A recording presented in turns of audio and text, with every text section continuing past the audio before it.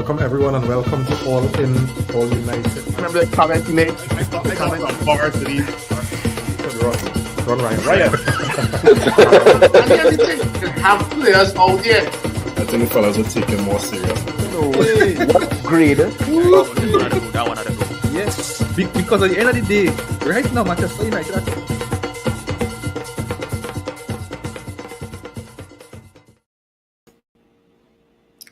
Welcome everyone and welcome to All In, All United. Well, yeah, 3 games into this new season and I done frustrated me. I mean, but you know, I think we could admit that Manchester United for both managers and players is like a poison chalice out here. You know, I mean, how much experience managers, how much upcoming, managers have come here and failed, right? How much top players, in the prime, how many real promising young players have come here and never realized their full potential. But I mean, at the same time, it shouldn't be this bad earlier. You know, it have a problem with how this squad is constructed. And managers of the past are now hammering. You know, they're not being able to identify or they're refusing to fix the problem. And the fact that they can't identify or they're refusing to fix it is a huge red flag earlier. I mean, watching the game today and we're struggling to build up against League 2 Grimbsy. Well, what we really doing, Jed? What we about? This thing not making no sense. Nico, Simeon, what you seeing?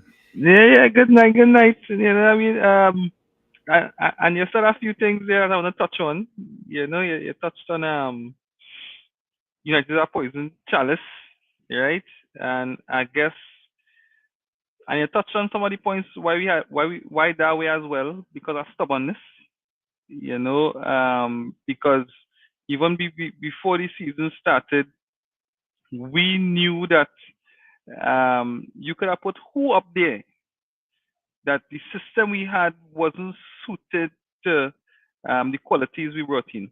You know, because we had Hoyland before, and as much as Hoyland would have been poor with his finishing, we had limited chance creations.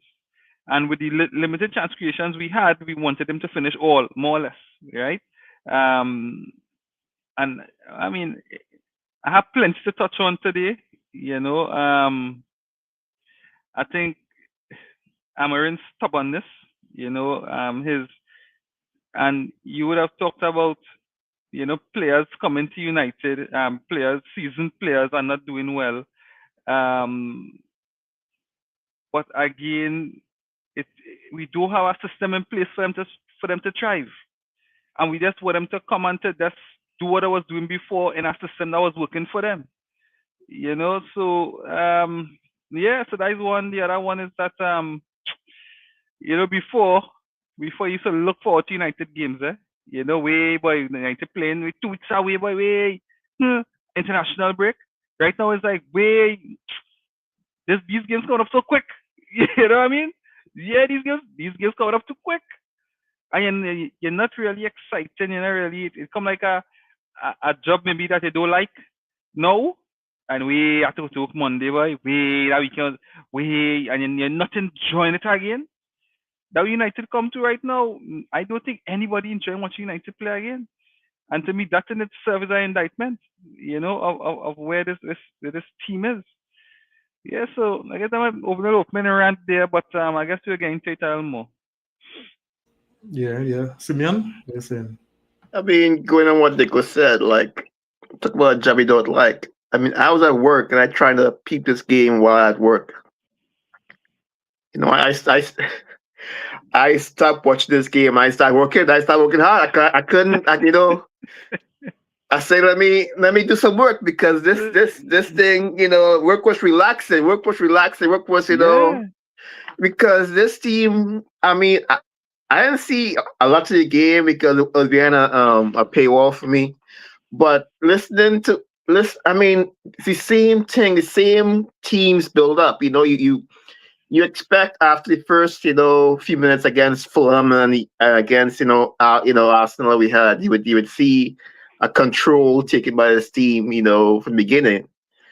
And when you really ain't get that, you just knew it was going to be one of these games, and you knew that you know the longer it went, the harder it would be. Like, we are not one of these teams, that you know you have confidence in as the game go along. I mean, I've been saying it from the beginning. Like, we need to score goals. As every game go along and we don't score a goal, and we got to score a goal early. But what bugs me about this game is, like, we didn't even try. Like, it feel like we didn't even try to begin with. It feel like there wasn't a urgency, and like, I don't care what the game plan was. Like, the man for man, we should be better than these guys. But that falls in. I mean, I can't. Nobody should be safe. I mean, the way things are going. I mean, the way things go, nobody should be safe. Amarin, the players, nobody, because this shouldn't happen. You look at. We talk about. I know you'll get to goalkeepers, but the fact that we can control the tempo of this game really. Because we've been talking about the midfield for a long time. We went from the defense to the midfield to the. Not, I mean, we went from the defense to the forwards. For a few years, but we never really addressed the structure of the midfield. I say we need 5 or 6 players at least. When you get 3 forwards, we are in a situation where I'm not rambling, but from what I see, unless we win a game in the first 15 minutes, we lose because we have no midfield to control the game. Then for us to go wrap and I get tired, and then the other team say, "Okay, all right," you know. Unless we score, and the thing is, it's been with this. I mean, we've been with like this since Ten Hag days. You know, we come out, we press. It's always a press. That's why we play Mount and we play Bruno to do the press. And once we get tired, and the other team say, "Okay, all right, let it go," and next thing you know, we're behind. And it's just the same, and it doesn't help now that we have, the goalkeeper that we have now that, eventually another team will score a stupid goal. But, like, we never address the spine, I wonder why how we could buy 3 good attacker. I mean, good without addressing that. And that, I said before, and I said for us have to score goals. And this is why, because we teaming good. The spine teaming good. And the pressure of being a Manchester United team go way on you. And weigh on these every game we play that they don't score. The pressure just get high, And right now, I don't know. I don't know what's gonna happen now. I mean, I don't know. Yeah, yeah. Before I bring Kristen in, let me just get some comments here real quick, right? Darren Batiste on the inside, good night. Thanks for joining. He's saying, I think formation could be our biggest downfall, and the manager is using the players in the right way.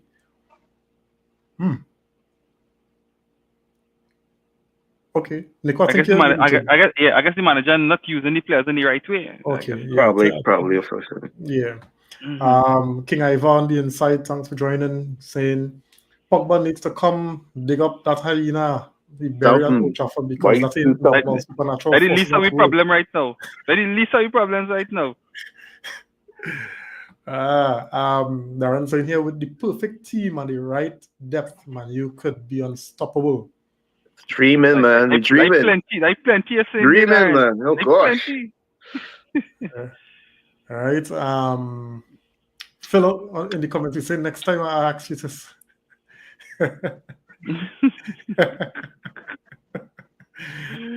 Same, Karim. Same. Yeah. Same, yeah. Aye. Kristen, just getting some opening thoughts, man. What are you saying? Disappointed. I wasn't expecting that at all. Not when I pawned that game, it was already 1-0. And I was like, nah. And then I see you and I give away the next goal. I was like, something had to be wrong. Yeah.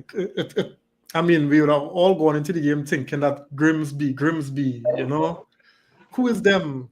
It should be. After the performance against Fulham, too, you're thinking that I come out there to hit this side plenty. Well, there is it.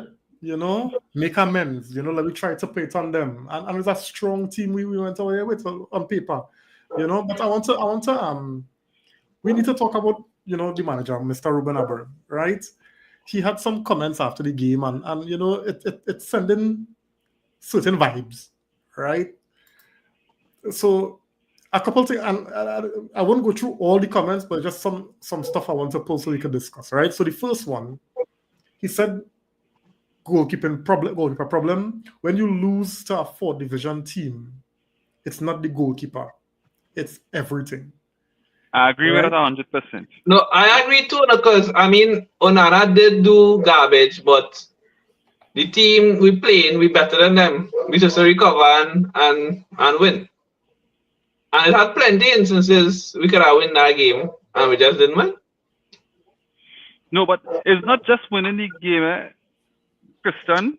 Is the manner in which you play the game, right? Is the quality of the football? Is you dominating what 4th-tier team? I don't know where Grimbsy from, right? I think in the 2nd division. Wherever division, right? Is you controlling the tempo of the game. If the score on a counter, you know, maybe a goalkeeper blunder, you could accept that, right? But for Grimbsy and for us to have no control at all, for Grimbsy to be playing all over our midfield, playing through our team like a hot knife through butter, I think that is where the problem is. Yeah, you know? I mean, I think Karim gonna talk about this, but it's hard to say that kind of thing when you put a team out there. It's hard to be, we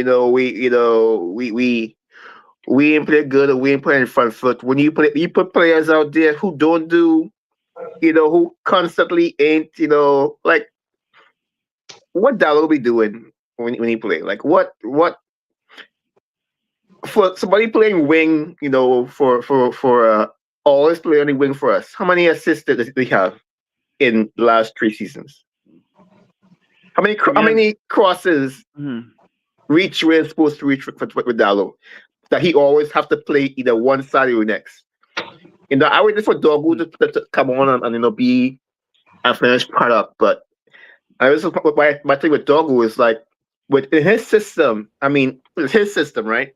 In my system, it's his system. These men, Dogu and Dallo, or who else? Ahmad supposed to be putting them crosses, right?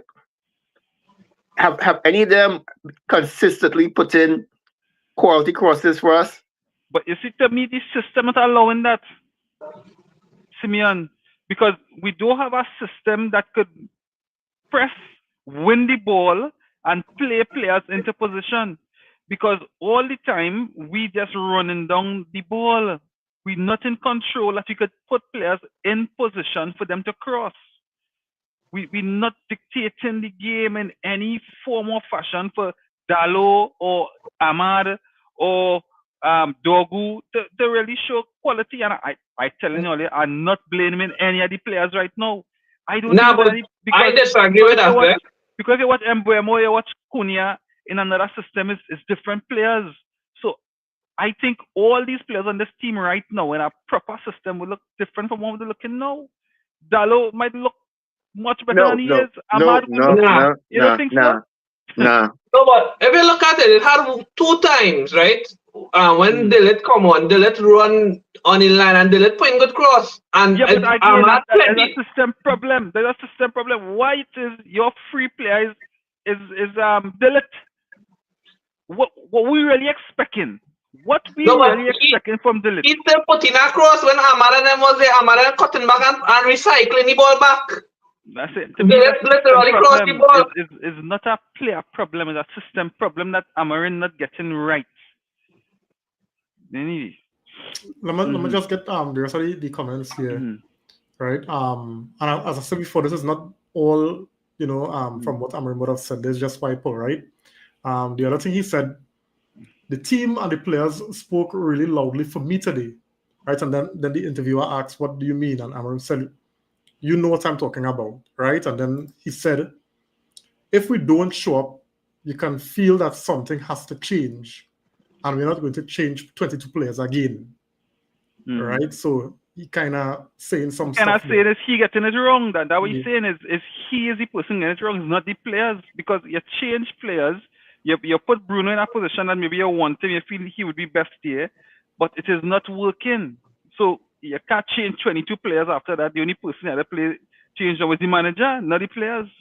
But while I agree that the system not helping the players, I still think within the framework of dealing with high, and I use the term very guardedly, right? High quality players, right? The kind of errors and the kind of mistakes that we making, those mistakes are unacceptable, right? Like for instance, that first goal we conceded, your goalkeeper getting beat on the first post without, come on, I can't defend it and say it's a system problem. The second thing, this corner, that set piece where Onana went out for the ball and missed the entire ball. I can't blame the system and not the player. So that's the way. So that's the way, Reem. So that's the way. So how much games, right? How much games you have seen similar chances like that with your opposition team getting? No, right. Have you seen us, let me say Manchester United players in that position that these players often getting themselves in? If Fulham was a better team last week, Fulham would have beaten us comfortably. And they're getting in positions that United players not getting into. And to me, that's a system problem. Because this team and also the Grimsby against was a better team. They had other opportunities similar to the one that the guy scored, the first goal on Onana. And again, if it was a better team, they would have scored. But when we played, we're not getting those opportunities. No, but you can say system, I think, but in that Fulham game, we supposed to be 3-0 up. Konya hit the post, then he had one where the keeper tonight he take on him and just here the keeper he throw away and then Bruno penalty. Those goals score and Fulham that game would have changed. So I'm not convinced of that, Kirsten. I'm not convinced of that. We could score 2 goals and in the second half Fulham could have come back and score 3.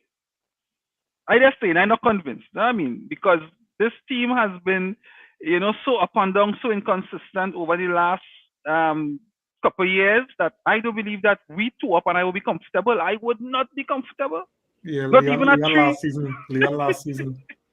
Leon last season, we was winning 2-0 and them come back and we go down to penalties and kind of thing, and we are down to Harry Maguire to save us down in the dregs. And Kirsten, I do have that kind of confidence in this team right now. No, but what I was saying, right? Sorry, what I was saying, Nico, you're making a good point, but but why I'm still kind of standing on is within everything you're expecting certain players to step up for you, right? Like for instance, yes, I agree with you that we still see the team struggling with set pieces, the same kind of set pieces. I agree, right? But the kind of goals we conceding are errors, are individual errors. Still, we're expecting these individuals to do better. I have no issue with the point that you're making, but I still find if we had to concede goals as a result of a faulty system, then let it be as a result of a faulty system. Don't let it be because a goalkeeper who's supposed to save something or fundamentals of our goalkeeping, a goalkeeper. You don't get beat on your first post. You understand? And then when you're going for a cross, you're missing the whole ball. These are things that I will say I can't with a clear conscience just blame the system on it, even though the system might be a contributing factor. It is not why we conceded it. And that is why I'm saying, because chances are, and sometimes it's fine margins. And I mean, it's embarrassing to say it against Grimsby, right? But perhaps if we didn't concede them 2 goals, we might, I guess, nick one, and who knows, right? But we can't keep conceding foolish goals and always having to catch up. I see better teams that struggle with against low teams in these cup competitions in England, right? So that's my thing. I agree that the system might have its flaws, but I just find far too often we are making errors and we're shooting our own selves in the feet in our foot by making individual errors, and it's not helped by the system. And it's not helped by the coach either. I mean, look at, like we said, it's not helped by the coach. Look at Ten Hag. Ten Hag might still be here if he got rid of, if he did get rid of Onana. Like, that man cost 3. How many cups that man cost 3? Champions League. And this man come back off the vacation. It just knocked me out. I mean, that is, but No, but at the beginning of the season, we say that if he had been the goal for we at the start, now we were saying that if we start the season with Onana in goal, it will be the same thing because he is a mistake waiting to happen. We said that about the midfield too. We say if we go into this season with the same midfield with problems, we say that. No, but what I say is we go into the season with the same midfield and now we expecting a different result. We're going into the season with the same goalkeepers and we're expecting a different result. That's why the strikers is paper over the cracks. That's why I said we bought Cunha. I say okay, all right. You bought Mbumo. I say what? I say where you play? He a striker? No. Okay, I'm like where you playing? Then we buy Sesko. I'm like, I said the first time. I said we better score goals, otherwise we in scoring good goals. That man having nothing. We're not creating nothing. Yeah, we have and to. It's so easy because his system is designed to press in however way, but we're not even seeing the press because it's so easy to beat our press by just playing the ball over the top or over our first line and you press done. But that's Ten Hag. Outside that 1 month. Yeah, that's the press work. But my thing is the same thing with Ten Hag. It worked. People say it doesn't work. It works for like 15 minutes. But now it's not working. Well, I don't know who played today. You have to have Bruno play, and you have to have Mount play, and you have to have Rasmus run around with the head cut off in front for it to work. And if they end up there running, it don't work. And you see what happens. I mean, look at it. All these issues come because we have no midfield. Because once and for us press get tired, we can't control nothing, and we go right back to control. Exactly, and to be that's where the system and the coach come in. I had a conversation today with a couple earlier, right? And I'm really not sure that personnel is the issue. I agree. Right? I agree. Yeah, because the point I'm making is this. We watch Crystal Palace. Crystal Palace is pretty the same system that Man United played. 3 at the back, 4 and 3 on top, right? And they beat Man City to win the FA Cup. And they come this season and they beat Liverpool to win the Community Shield. But not only that, they played well throughout the season. They have been a force. There's not and they come on the turn over in Old Trafford. I mean, everybody's do that, but still, right? Just to make the point, they've been a hard team to beat, right? And they took points off some pretty good teams in the Prem. They're unbeaten in the last 10 or 11 games, and they play all the top sides and they lost. So that they have to play well good. So thanks for that, Kristen. Right? So I guess adding to my point, and I don't see no exceptional athleticism in the midfield. I don't see no big, pace merchants in the midfield. But yet, they don't get dominated in midfield. They don't bypass the midfield. You understand? The team very cohesive. They play that ball on the ground more than they play it in the air. And they're beating teams. So, Casemiro, while I would like new midfielders, don't get me wrong, but Casemiro, Bruno, and Meno, because I want to hear about Ugarte, right? But Casemiro, Ugarte really shitty boy. Wait. right? But Casemiro, Bruno, and Kobe, why it is we can't see something more, cohesive? Why we can't? What is it that Amorim interpreting and trying to execute this whole system? Something he missing, something he not relating to the players, because I don't understand why we always going over the top. Why we have to press so high? Crystal Palace don't even press high. So, and I know that's not the standard there, but still understand the point I'm making with the comparison. They do it really, really well. They see they're reaping rewards, and we trying to press high, but by playing the ball over the top and pressing the defense, but then the midfield getting all overrun, and we're looking, like sixes and sevens, and I don't understand why it is we have good players and we're still not able to execute something. And we have Nico saying that the system is the problem. So much gaps, and I really don't know. So I want to bring Phil in this. Phil say if we lost today, he wasn't gonna come, but we know the love for United. We know the love for United. The love for United, Phil, you're good because right now it's winning. So I want they get some comments now while Phil getting it together. Yeah. So Ollie, I want to know, and we talk about it in a lot, but let me just kind of zero in a little more, right? I want to know what Ten Hag doing wrong. I want to know what you're doing right. Amorim. Sorry. You could possibly say Ten Hag because it's the same thing. We see the difference. I want to know what you're doing wrong. I want to know what you're doing right. Amorim. And I want to know what's his fault and what's not his fault, right? After this game. So, Phil, that is it for you. That for you to start off. Let me just get some comments real quick here. Eric on the inside, thanks for joining, man. He's saying Amorim out tonight. If today is not a sackable offense, I don't know what is. All right. Keon Paul on the inside, thanks for joining. He's saying feel the boss in Amorim throat before the international break. I don't know why. I doubt. They back him too much in the chance to win it to sack him so early. All right. Saunders Josiah on the inside. Thanks for joining, man. I've been a big fan of giving Amorim time, but he's got half a season, a full preseason, big investment, and there's no excuse for this. There needs to be consequences, or it will happen again. Very interesting. Yeah. And we say that there. We say, I mean, he had no time right now. Right now, he had to perform. The team had to perform. Otherwise, at some point in your time, make a decision. But for now, I think it's safe. Yeah. No, but okay, the result is the most important thing, right? But say we didn't lost to Arsenal because the VAR actually said that was a foul on the keeper, right? Say Bruno them scored a penalty and we win against Fulham. Would we be saying the manager had to get sacked? Maybe not. If Onana didn't give away them goals today and we didn't lose that game, would we be saying? But I real think yesterday.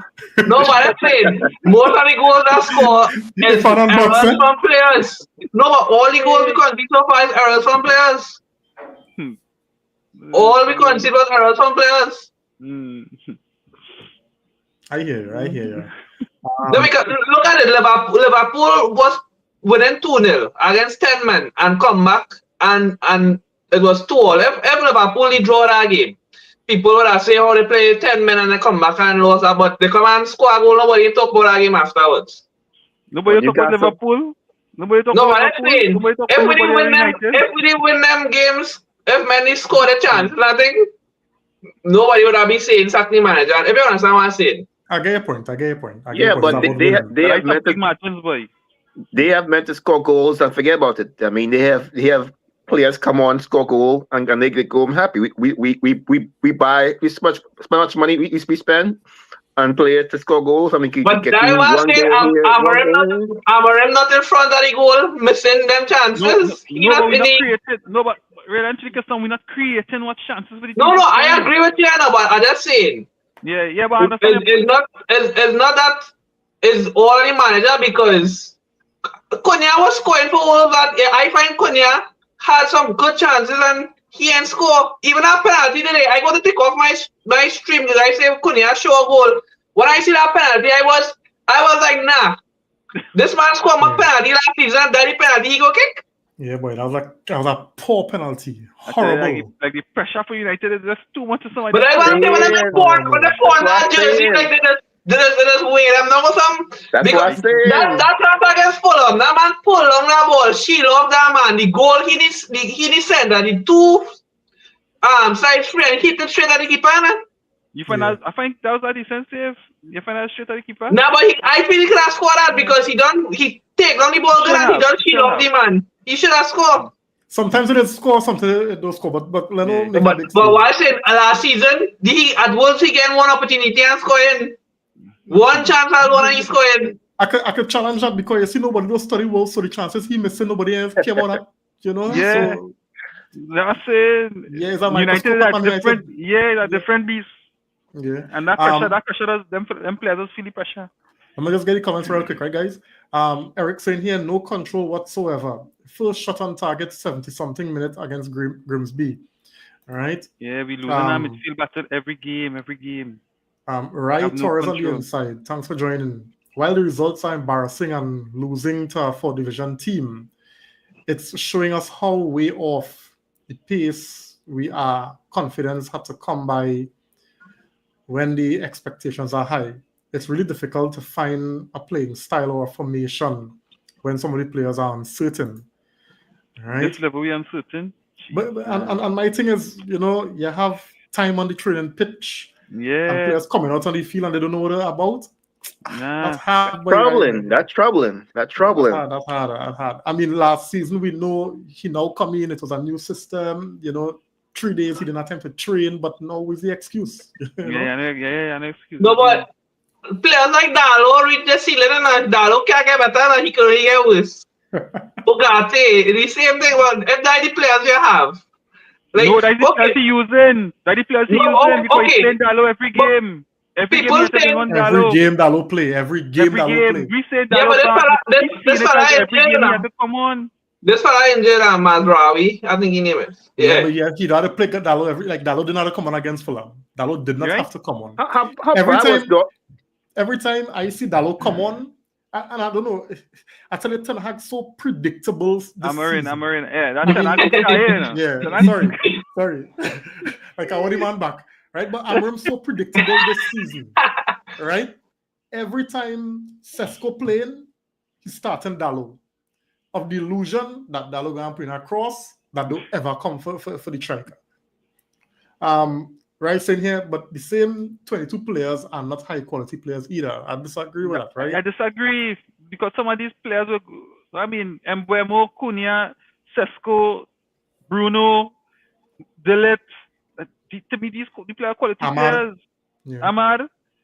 Yeah. I find Amar playing good so far for this season. Amar well off it compared to last season. Rakesh Victor on the inside, thanks for joining. He's saying, I really something Amram to succeed here, but he needs to change. Yeah, he needs to change his, I guess, formation, right? Is either shape up or shape out, right? Yeah. Tevin on the inside, thanks for joining, man. He's saying Ole played 4-2-3-1, Ten Hag played 4-3-3, Ruben played 3-4-3, 3-4-2-1. Otherwise, Ruben confused. Go ahead. Yeah. And some of y'all still believe system is the problem.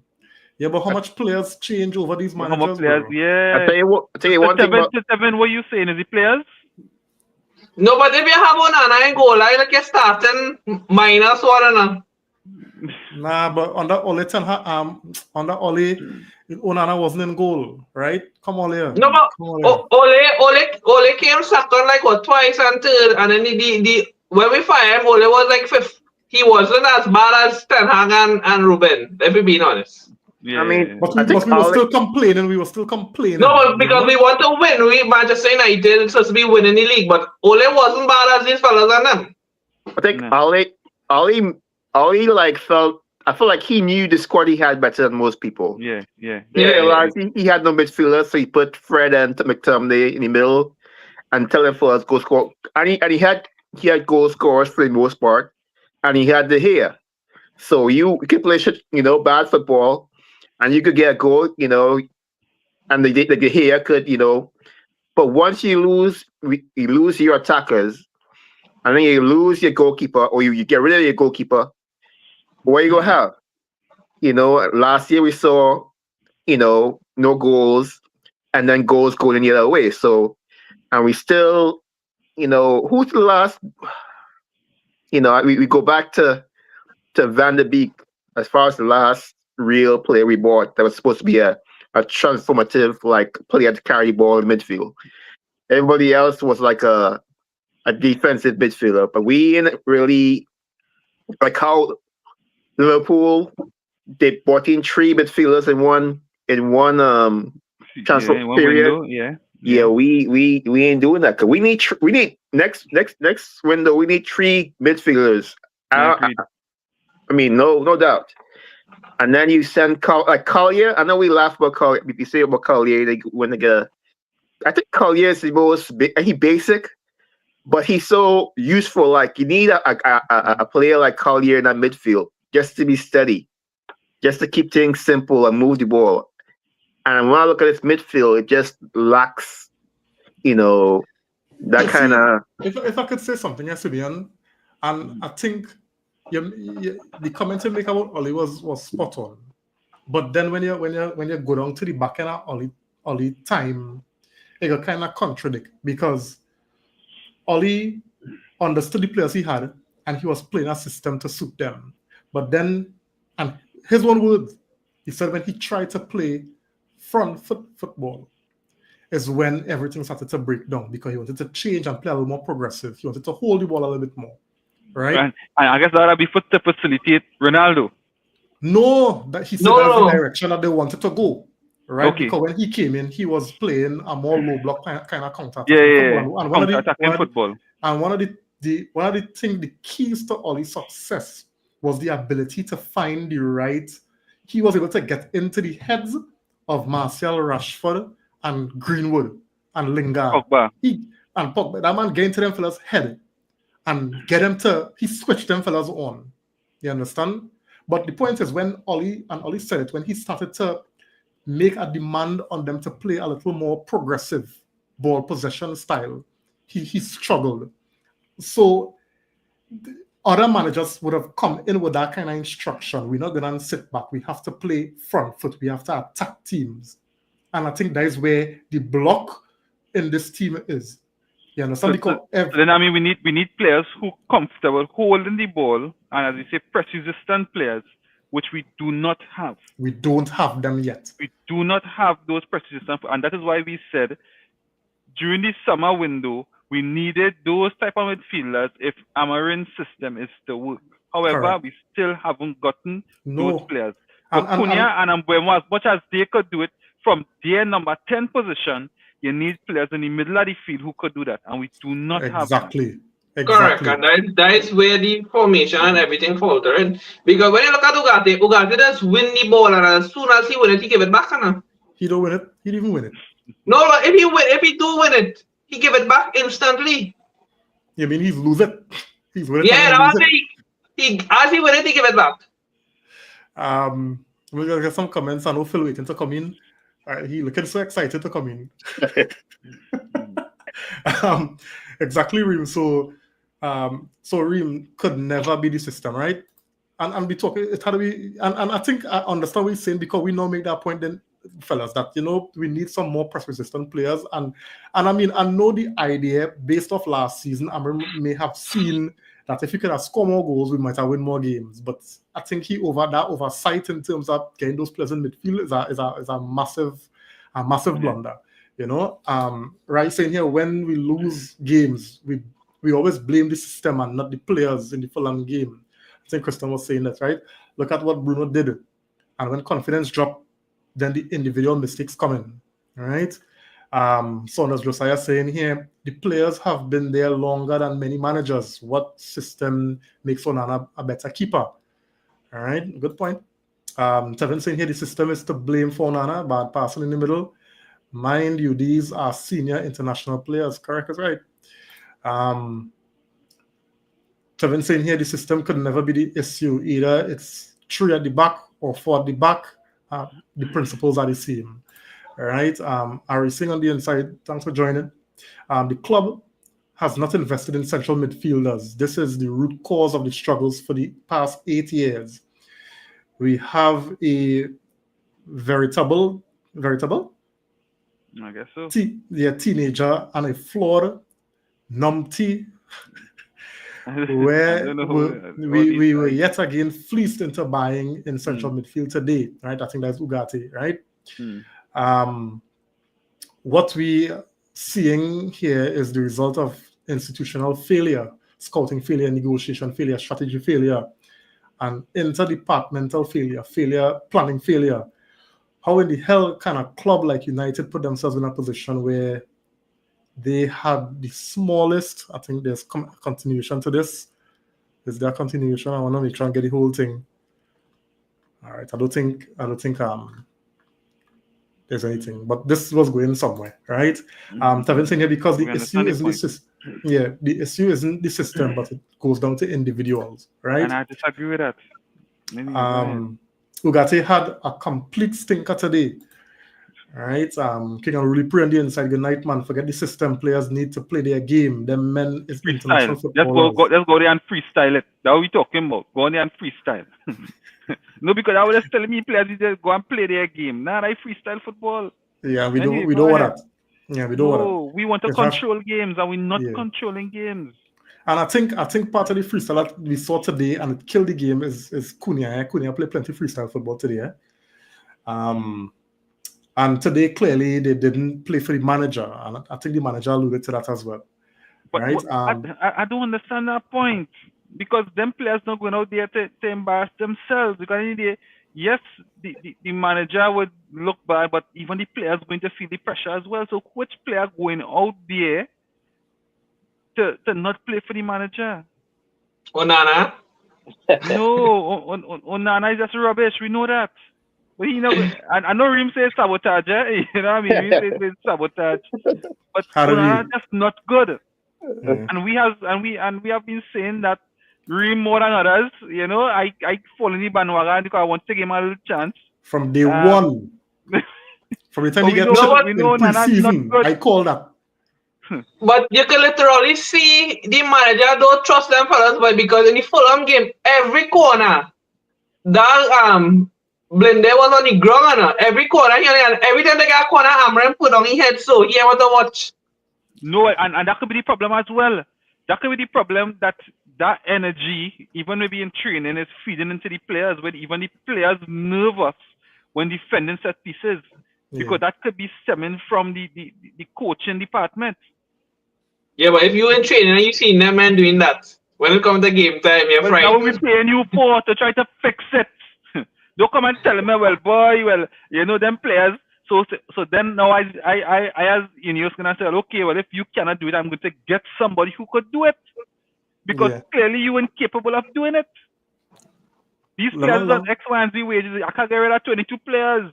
So if you can't get them to play, I had to find somebody who could get them to play. But Onana, them not good. So let me get Phil in the discussion, right? So we just reeling back a little bit. So we are Amorim. Fellas, what has Amorim done right and what he doing wrong? Phil.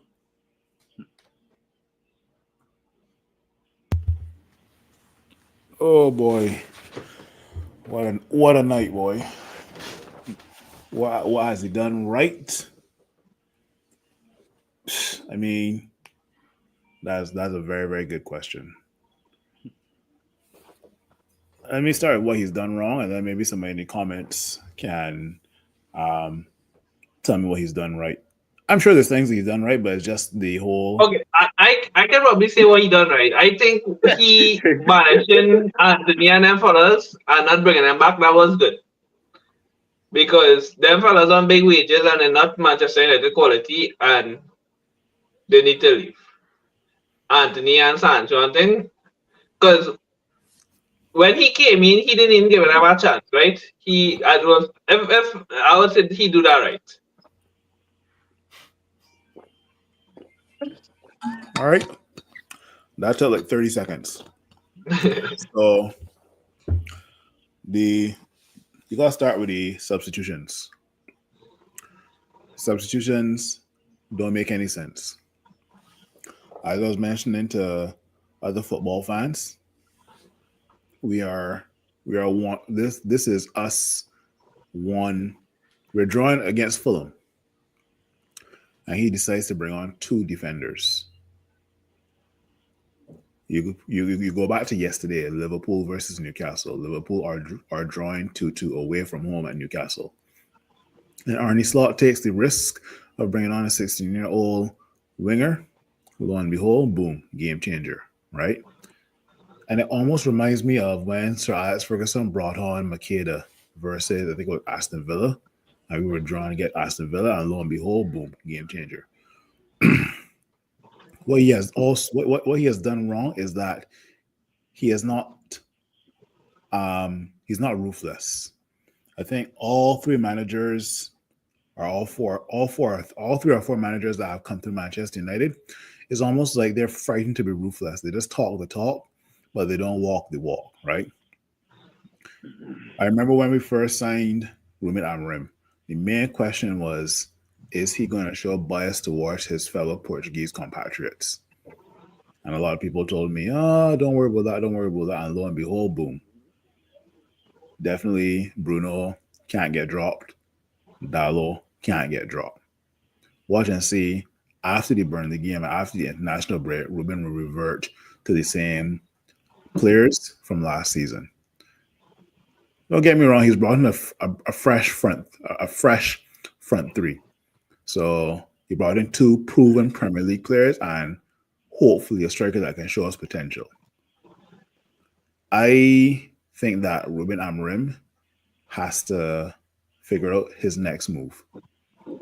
Is this job too big for you at Manchester United?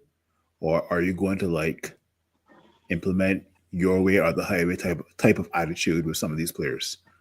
Because you can't be going out there and trying to do the same thing over and over and over and over again and expect a different result, right? The system and the players, to some extent, definitely. I would say it was a bit more. It's a bit more 70%. Actually, no, that's a bit too high. Let me say 60-40. 60% on the system, 40% on the players. How we got average players, or how we got players that were looking above average before they came to Manchester United looking like this here? You got to ask yourself that question, right? Cunha, stink tonight. Ahmad, stink tonight. Ugarte, oh my God. I was singing Ugarte's praises after it was the Copa America when he was playing with Uruguay. And I was saying this guy is so composed and this guy is breaking up plays and what's not. But there's a reason why Sporting and PSG got rid of this guy, right? Anyway, I think Andre Onana has to go down as the worst signing for Manchester United. I can't think of any other player in the last probably 10 to 15 years that has been a worse signing than Andre Onana. But that's all on Ten Hag, right? I really pray to God that we bring in this sends Le Mans fella from Royal Antwerp and he goes straight to number one. I'll allow him to make a few mistakes because at the end of the day, you can remember when we brought in David De Gea. David De Gea made mistakes in his first couple of matches, but turned out to be one of the best goalkeepers in the world. So Sens Le Mans needs to come in immediately. I will say this here right now before I give it over to you guys. A lot of people are asking for Ruben Amorim out because losing against Grimbsy is a sackable offense. And it is. But I think if we do not get a result versus Burnley at home this weekend, then he has to walk, honestly. He has to. The guy has to walk instead of letting the board fire him. The system he's trying to implement is either it's not working or the players the players are not adhering to the system. And if the players are not adhering to your system, you got to find players that will adhere to your system. So that's what I got to say for now. Yeah. I will let you guys talk about whatever you guys want to talk about for the rest of the night. So Yeah. I'm still here. Nico, Though. I'm not yeah, sleeping. yeah. Nico, I want to bring you in on the same one here. What do you think Amrim would have done right and what he got wrong? I think convincing the board to get some of the players that we have gotten in thus far. I think the Embuemo, the Sesko, the Cunha, even convincing them to bring in Dogu. When they did, I think as much as the team was crying out for it, to get Ineos after Ineos was talking about, I think, so Jim Ratcliffe said he had to put his own money, otherwise the club would have been bankrupt at the end of the year last year, and to get them to invest, I think I think that was good. I think putting down his foot in with some of the players, the Rashfords, the Sanchos, even the Garnachos, and the players who he don't want, putting them on the side and focusing on the players that he thinks he can work with. I think they have been some of the good things, the good things. On the other side, I think some of the negative things is not identifying what is our main issue in the team and not really going to correct it, because we all have seen last season one of the first players we needed out or in was a goalkeeper. Well, I mean, and I know Cave would have blasted us as we behind the screen and we talking, but we could see where the flaws are. As fans, we sitting and we seeing where the flaws are and not getting in a goalkeeper yet. To me, it's definitely something that has, that definitely has gotten wrong thus far, and not maybe even sacrificing if it's a Embuemo. I'm just saying, if we could get in an Embuemo and two midfielders, good.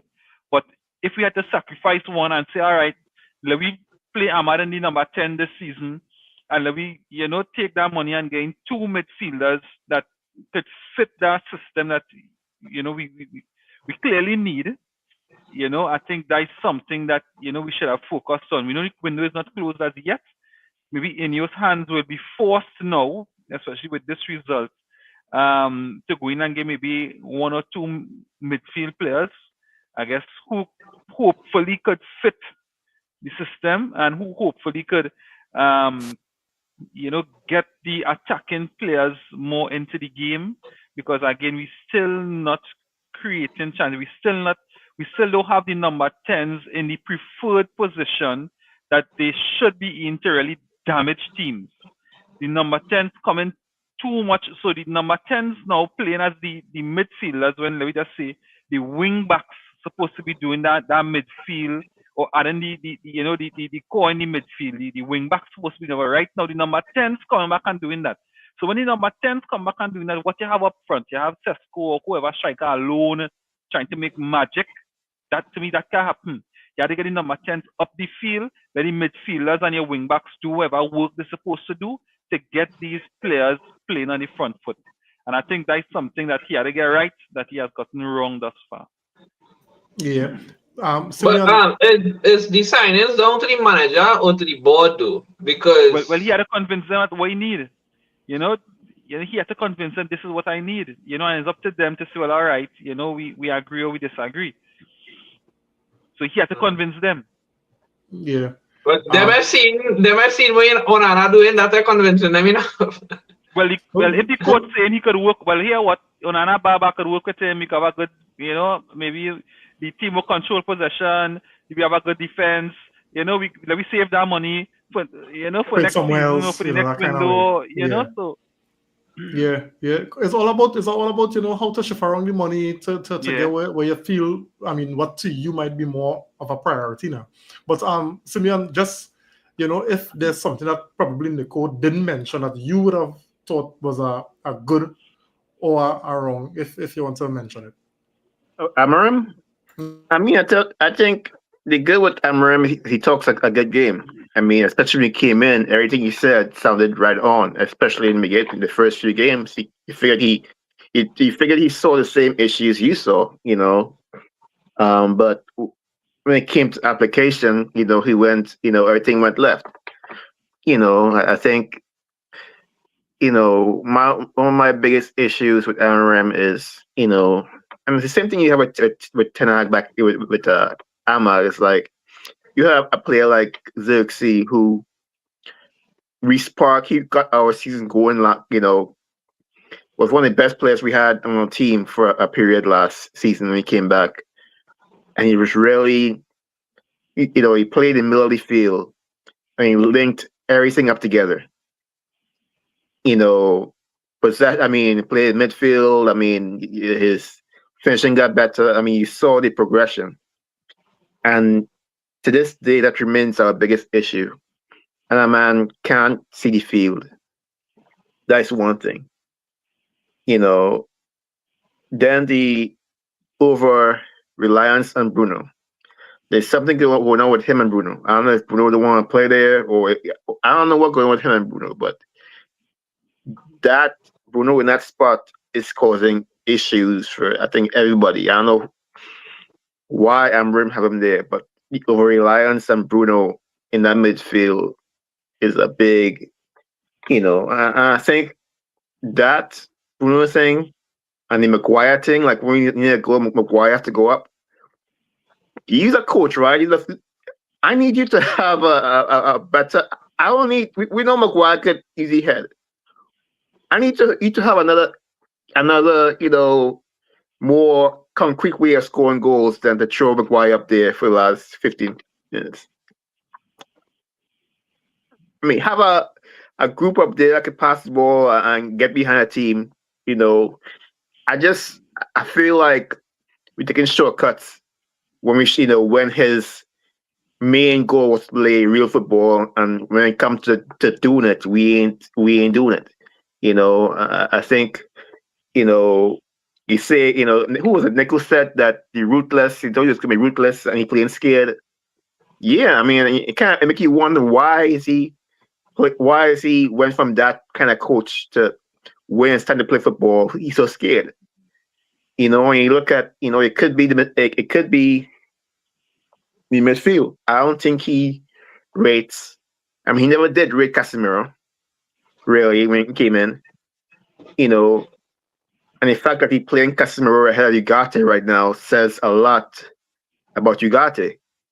You know, so I don't know if we don't trust them fellas, you know, together, but then you add the fact he put Bruno next to them. That I mean, that ain't, you know, that ain't making it much better. So, you know, it you know, he speaks he says the right things, but he does the wrong thing. You know, so I don't know what's in with Amran, but I know from the kind of person he is and the words he chose to use today. I think either, I mean, if he continues losing, I think he either quit. I think he would. Well, we don't say he would, but I think he wouldn't be here too much longer if he continues to see these results. Yeah. So I have a next topic that I want to talk to an our Christian to start off that one, but I want to get some of the comments and then we'll move, right? But I just want to say, for me, one of the I think you all already would have pointed out the positives, but one negative that I want to just kind of highlight is he's stubborn, right? And we spoke about the insistence on the back three, you know, and you're not able to adapt during games, you know, because even today, Oh yeah, right, Dalo moved from right wing back to left wing back to left centre back. Mount came on and went to left wing back. And I asked myself, yeah, in game. And I understand that the formation might be dynamic and wherever. But why is it that it always have to look as though we have three different centre backs? No, And you see it that's look like we have five. five. Look like Correct. we have five. Correct. And that's, you see, that level of stubbornness, that is getting me, you know. No, correct, because we talk it's a fourth division side we playing and all. Why are you going to play that formation? Exactly. There's a side you go be Five in the beaten. back. There's a side they can beat easy.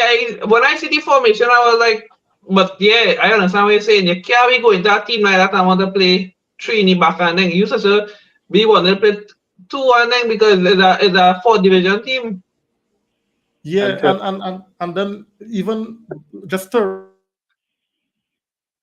win the game, and you bring on Maguire and Heaven, and you have Kobe and Xerxes. You know, and let me just mention it. I think Simeon had touched on it. I find when Xerxes come on, Xerxes look so much better. You know, I think he really improved a lot of what we were doing in terms of trying to keep the ball up. He was holding up the ball really, really nicely, you know, and trying to link the football to carry it up. But you only get, 10 minutes? But you were trying to breed men to it. You were trying to put a ball through men. That man played football since May. Remember that? Yeah.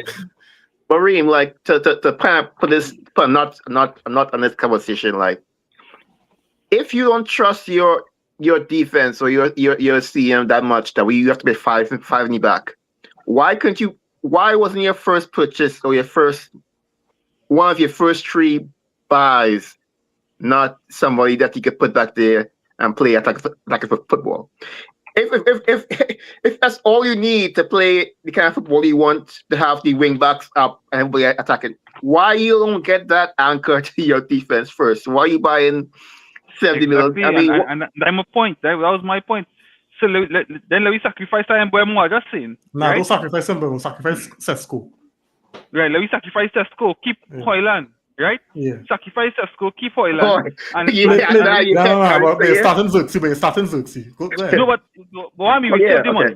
We didn't spend the money and spend it on midfielders, and to me that is a critical question that Amarin had to answer. You know, because it too glaring. And it was glaring since before the season started. Correct. Let me just get some comments, guys. Tevin saying here, because when you're pressing, you have to press as a team and not 1 or 2 players. That is what opens space. All right. Rai saying here, so imagine having to rotate your squad and have to start Ugarte. You can't blame the system for that kind of individual performance. Yeah, but Ugarte is still an international player, as poor as he is, as has been. He's still, to me, a good rotation. Yeah. It's still a good rotation to have. Yeah, because even the game against Burnley, Ugarte was doing well. So what's going on? You know? Yeah. I know it's Burnley. It's Burnley. It's Burnley. It's the Burnley game or the West Ham game. One of them game in preseason. Okay. We didn't play Burnley. We play Bournemouth. So I mean, we just so quick to blame the players, but I don't think it's a player issue right now. In pre-season, the 2 goals we conceded, Ugarte lost the ball. He was at fault for the 2 goals we conceded in pre-season. Yeah. King Ivor saying here, we were thoroughly outplayed today, bro. Right.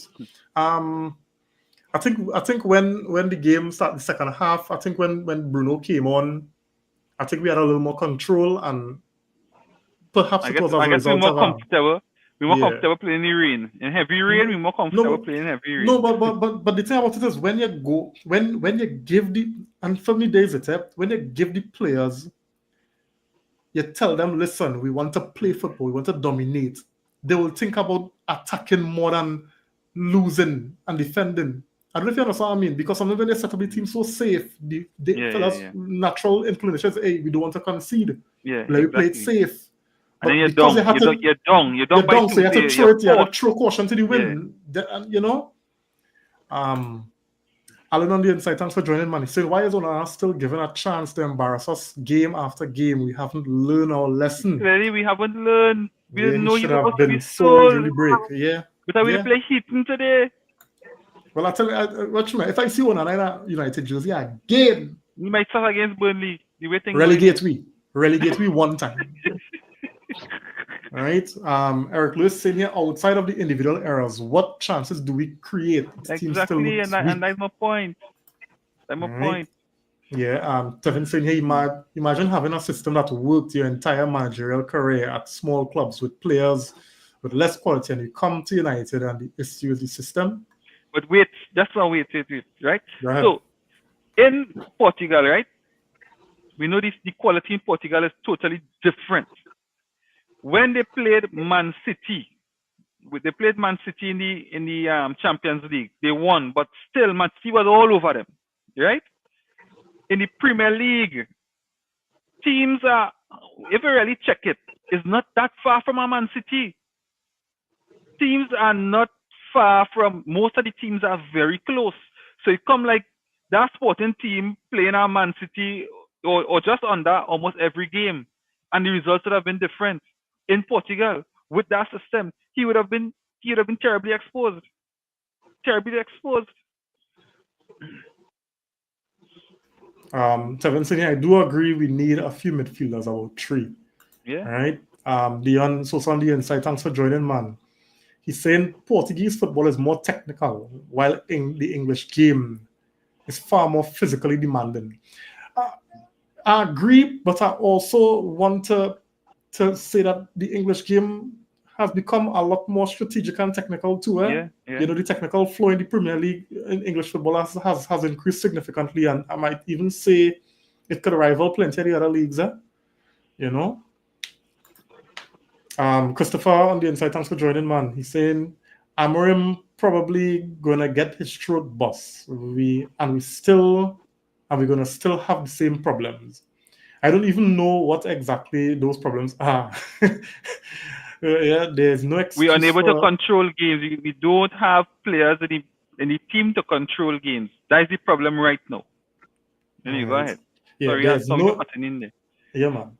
He's saying there's no excuse for the performance today. How could professionals have so little pride that they'll roll over to a League 2 team? Right? I'm seeing another season of pain. Doesn't matter who we buy.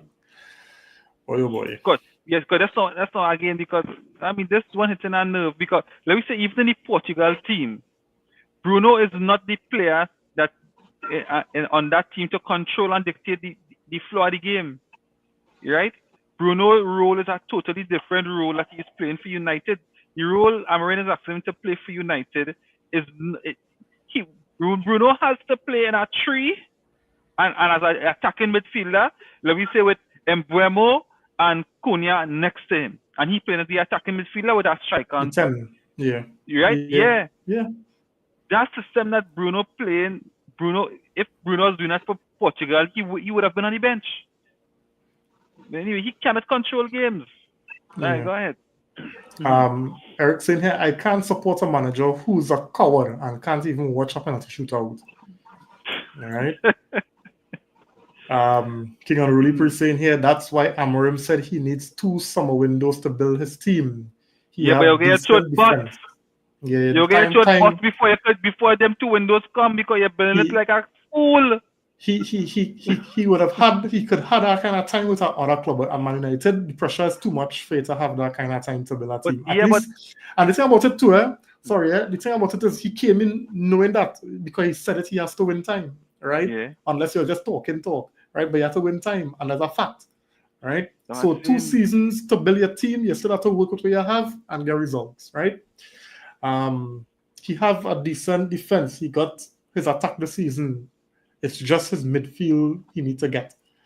And we as the coach, commentators, whatever it is called, the pundits, we know that the midfield is the engine room. And after you build a defense, you had to build a proper engine room. And we had players, I'm just saying, who you create chance for them would have scored. But I don't know why he building the team so haphazard. But anyway, I think too, I mean, you in Cunha and Mbeumo, you buy 40 plus goals. I just saying, in terms of priority, yes, Hoyland wasn't the best, but as Simeon said, he could get a little headless press. Yeah. And then Xerxes could get the little quality to link up and hold up the wall. Did we need to go for $80 million striker? I'm just saying. I'm not saying that Sesko is a bad buy, but when it consider the priorities in the team and the need to, reinforce that midfield area, perhaps, it could be better managed now. Then, but again, probably opportunity. Yeah, but that's what I'm asking. Is that the manager or the board? Because Amarim wanted Baleba and they could have go after Baleba and not go after Sesko. But No, that's but what I think. they the Baleba links came after we signed After. Sesko. Yeah, No, I know, but that's what I'm saying. I don't think he wanted Sesko because at the beginning he was saying he seen some improvement from Hoyland and now when he gets Sesko, Hoyland is not getting no more game in the starting level and stuff like that. So that's why I said I'm not sure it's all down to the manager. No, I think he was lying about Hoyland. I don't know. I think he was lying about Hoyland too, just to get Hoyland to run up and down. Yeah. No, but I think that's what I'm saying. I don't know because Vivel coach he was with Sesko at RB Leipzig and then pushed for that. I don't think that was mainly Amorim. Yeah, because if he did like, I just said he did like Hoyland a little bit self, Hoyland might have been the bench at this time. Correct. Yeah. Correct. You know? No. Amorim didn't forget last season. Hoyland, Yeah. Hoyland stick out the joint different, right? So kind of fly and them, big and green bottom fly and thing. It was different, but But to what Kristen said, I look at Sesko, and for some reason he don't look like a Amarim player. He looks like he don't have the characteristics really. I find I seeing some things in a Simeon. I seeing some things that early to say that. I ain't saying he ain't skilled. I ain't saying he ain't good. But as far as what Amarim wants from a striker, I don't know if he have that. If you're gonna hang your whole defense on a press, I don't know if he wants Sesko to lead that press. That's all I'm gonna say. No, but that's what I'm saying. If you look at like how I don't think we was in for Sesko because they had talks with Ekitike and all kind of thing, and when Goikarez went Arsenal and stuff like that, then that's Sesko link. I don't think he really wanted Sesko. No, I mean, but it was known based on reports he would have preferred Ollie Watkins, but it's Vivel. Exactly. He actually said he want proven players. Now the Premier League is at the front, and he want proven players, and we went after Sesko because Watkins was outside. We have a 6 foot, 7'5", 5 or more, and we can't put up a good crossing. We have nobody who besides Bruno. I mean, Casemiro, but he don't even see it. Mbemo could cross, Cunha could cross, but they're not getting in positions to do that. But I saw this guy, what's his name, Dogu? He played it some nice, and I see, Sesko running the channels and trying to get on the inner crosses. It's just, you see, the players can't put 2 crosses inside and say, we do enough. You have to be supplying. You have to be supplying. No, but he did get a good header off, and the keeper make a good save. But still, that wasn't even one of the better crosses that he would have tried to attack, So we had to just keep doing it now, But we had to get in positions. We had to control the ball to get in the positions, control the game because again, like a puzzle. You're pulling things this way, you're pulling things that way, and you're creating a plan. But to do that, you have to have the ball. You have to be in control of the ball.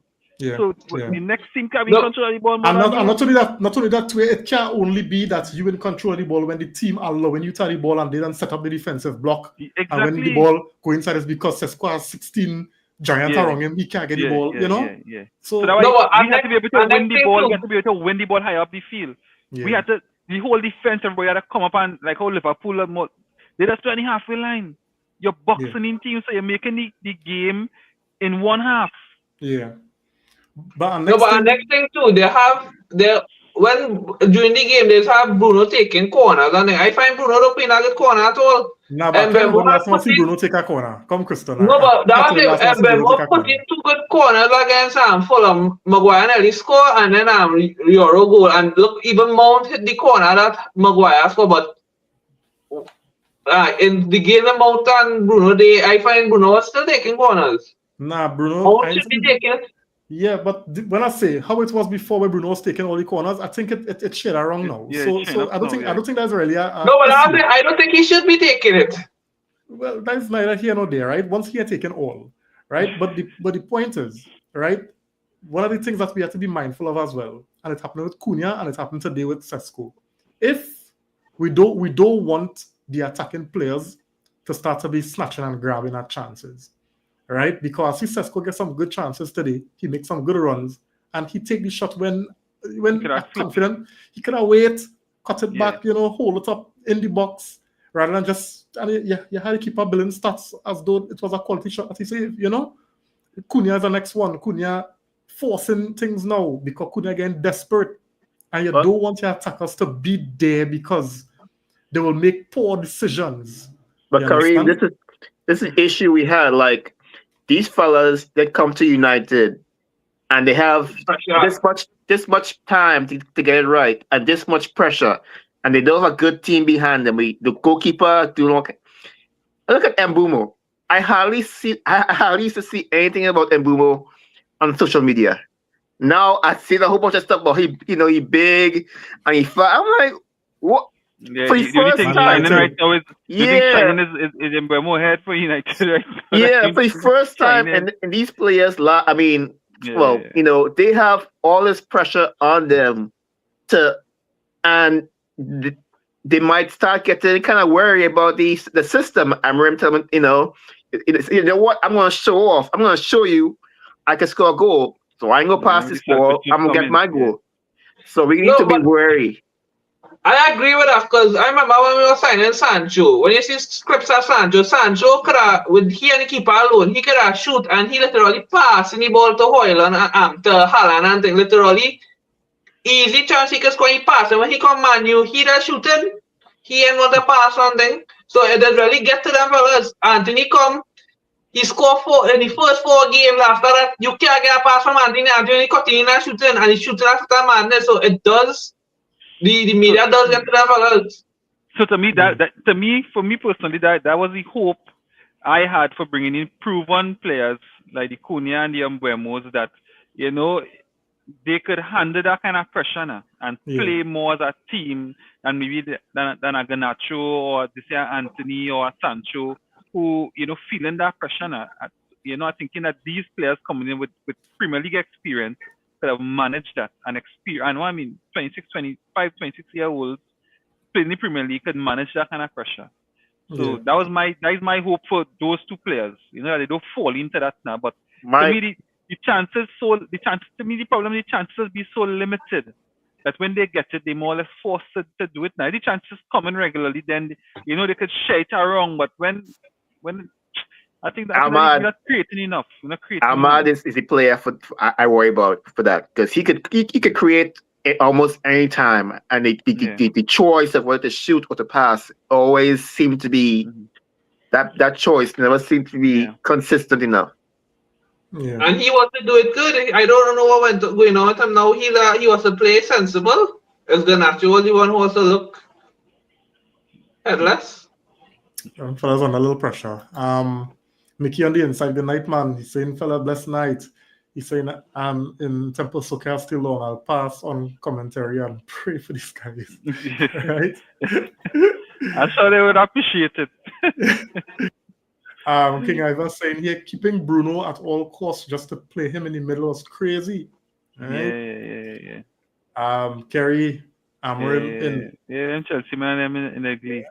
Yeah, Bebe was worse. Was worse than Onana.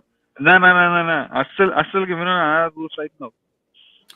I feel Sancho was better than Onana. Why Sancho hardly play and Sancho was better than Onana.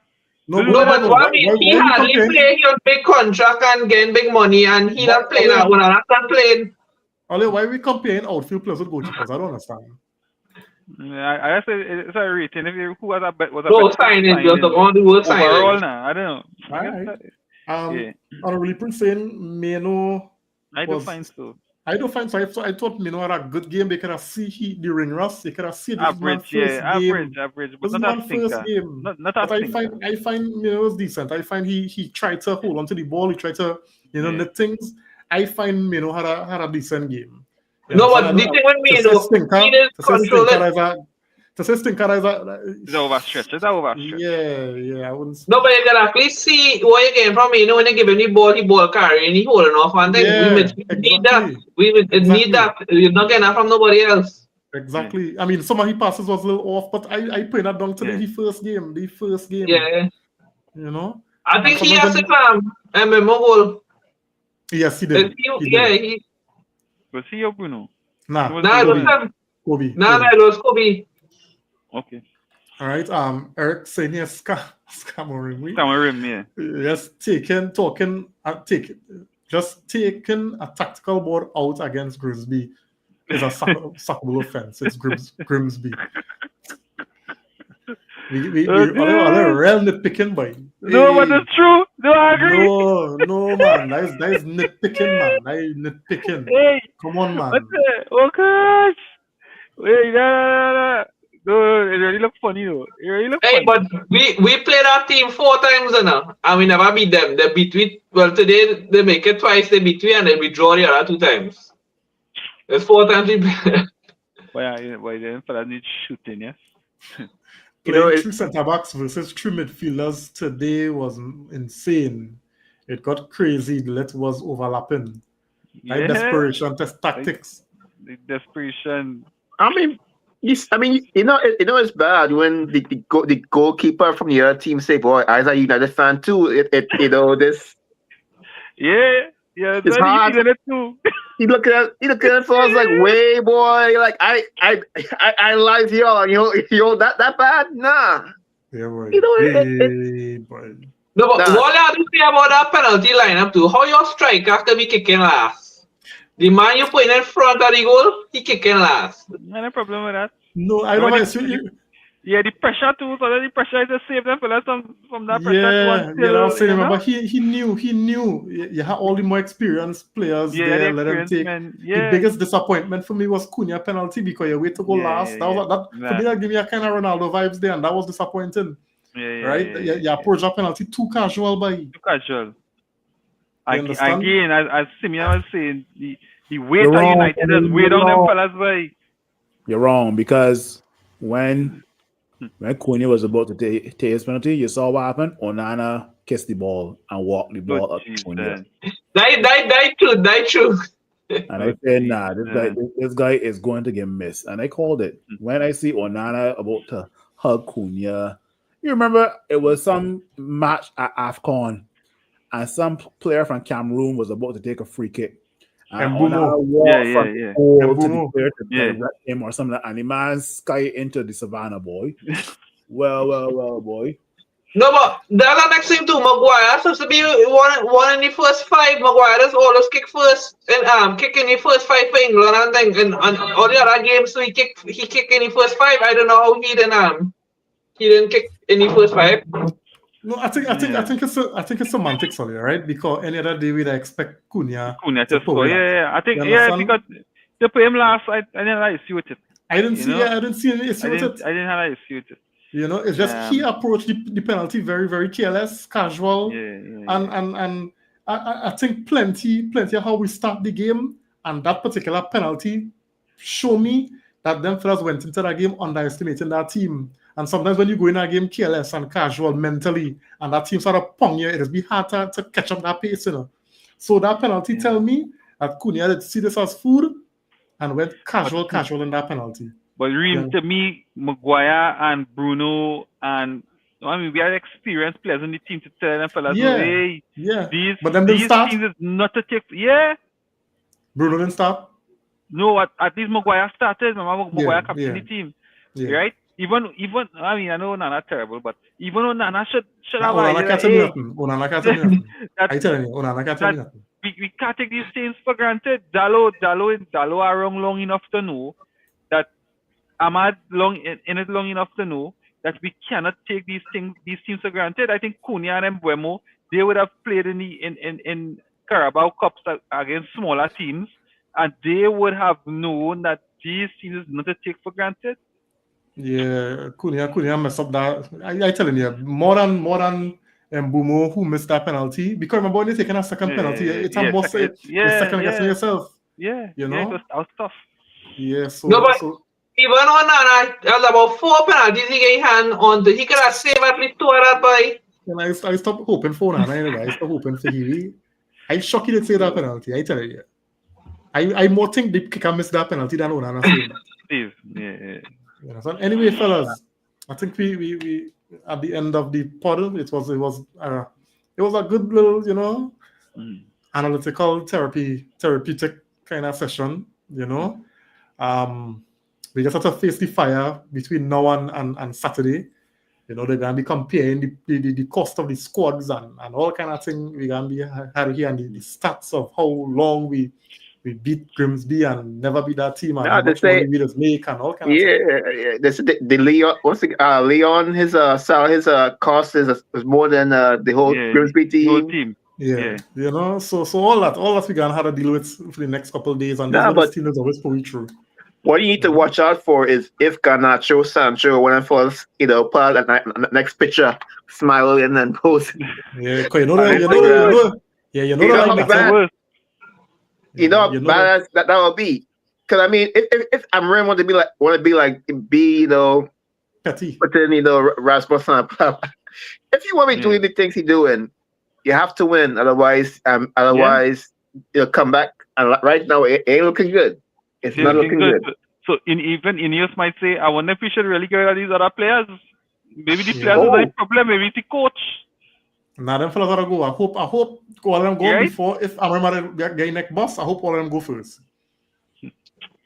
All right, fellas. Last thing. Any changes from the team that play Fulham? All right, I'm gonna put it like this. Any changes from the team that play today, starting for Burnley? I would start Zixi instead of Sesko. He is starting. Nah, He is starting. No, but that would have been I want to see him play with Cunha and No, but he did look. Sure, he did look good, eh? But I don't think but he'll come get on, but he goes start. By anybody, yes, well, the team looking the same rubbish as anybody play. So it don't matter. I'll probably get he did not try. And What I goal. can tell you for sure is Onana definitely not starting. We know that Definitely. for sure. We know that for Definitely. sure. Yeah, it don't matter for me right now because this team just not looking good. I don't think it matter who plays. So Kobe going back to the bench? It don't matter because the team look the same way. We're gonna get run all over midfield the same way. So it don't matter.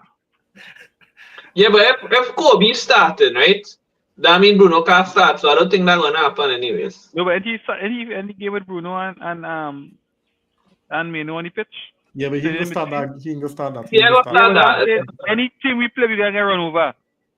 Unless I see we controlling games in the midfield, then I would prefer. All right, well, these players control the game better.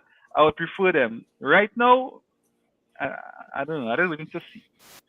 Well, already the transfer window closing on Monday, so let me hope that at least we could wrap up this goalkeeper guy. Let me hope, as well as pull out a rabbit to the hat and give you a midfielder and a top midfielder as well.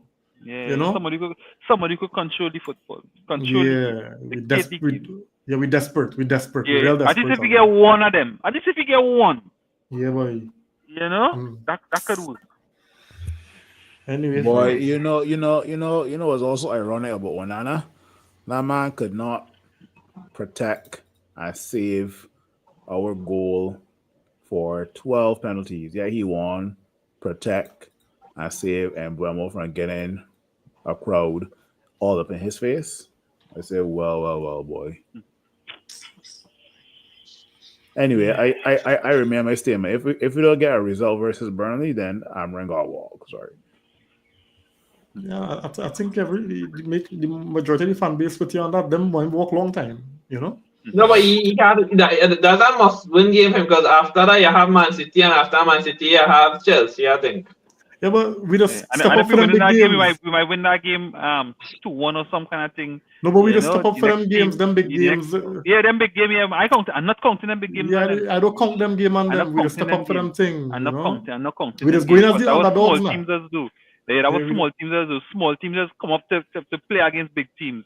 But the big teams just come out against the small teams, and we want to be a big team, so we come out against Burnley and put Burnley to the sword. But again, we know that's not gonna happen. Correct. Anyway, so Nico, Simeon, Phil, and Christian, guys, it was a good time well spent. Comment section. Comment section. We do thank you as always for all the engagement. The likes, the shares, the comments. We do appreciate it. And guys, if you're haven't already subscribed, we're on YouTube, we're on Facebook, we're also on TikTok. So check us out, like, share, subscribe, do the necessaries, right? So we're gonna be here again on Saturday to review the Burnley game. Let's hope. Not we, you. Well, Phil, you say you wasn't gonna be here today now. Watch you. So relax, right? Right? So yeah, we're gonna be here again, man. We're gonna be here. So have a good night, everybody. See you all on the next one. Hey, good.